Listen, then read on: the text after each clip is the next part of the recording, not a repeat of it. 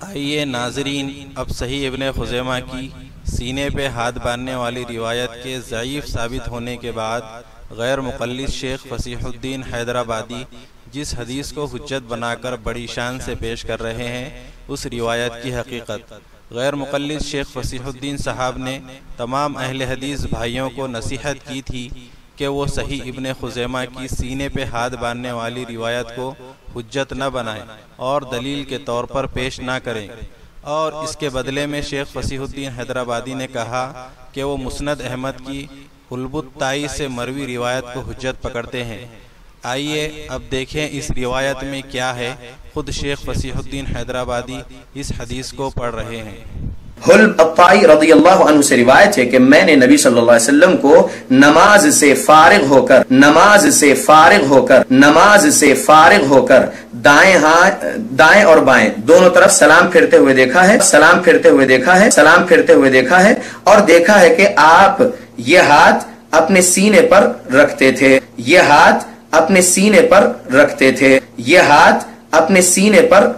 تھے۔ دیکھیں ناظرین، غیر مقلدین کس طرح سے امت کو دھوکہ دے رہے ہیں۔ وہ حدیث جس میں واضح لکھا ہے کہ حلب الطائی رضی اللہ تعالی عنہ نماز سے فارغ ہو کر آپ صلی اللہ علیہ وسلم کو سلام پھیرتے ہوئے دیکھا اور ایک ہاتھ اپنے سینے پر رکھتے ہوئے دیکھا۔ پھر سے دیکھیں شیخ فصیح الدین کا ویڈیو، عملاً وہ ایک ہاتھ سے اشارہ کر کے بھی کہہ رہے ہیں کہ یہ ہاتھ سینے پر رکھتے ہوئے دیکھا۔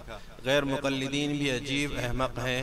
کیا غیر مقلدین سلام کھڑے ہو کر پھیرتے ہیں اور اس کے بعد اور وضاحت ہے کہ ایک ہاتھ؟ اب بتائیں کیا غیر مقلدین صرف ایک ہاتھ سینے پر رکھتے ہیں؟ عجیب ہیں غیر مقلدین، دیوانے سمجھ بوجھ کر دیوانے ہوئے ہیں۔ اس حدیث کی یعنی مسند احمد کی اس حدیث کی سند صحیح ہے یا ضعیف، اس کا تو یہاں مسئلہ ہے ہی نہیں، کیونکہ یہ مسند احمد والی حدیث نماز میں سینے پر ہاتھ باندھنے کے تعلق سے ہے ہی نہیں۔ جب یہ حدیث نماز میں سینے پر ہاتھ باندھنے کے تعلق سے ہے ہی نہیں تو اس سے نماز کے اندر سینے پر ہاتھ باندھنے کا استدلال کس طرح سے لیا جا رہا ہے؟ ناظرین اب آپ خود فیصلہ کریں، یہ غیر مقلدین کا دھوکہ ہے یا جہالت ہے۔ یاد رکھیے ناظرین، سینے پر ہاتھ باندھنے کی ایک بھی صحیح صریح حدیث ذخیرہ احادیث میں نہیں ہے۔ اللہ ان غیر مقلدین کے فتنے سے امت کو بچائے، ان کو صحیح علم اور ہدایت نصیب کرے، آمین۔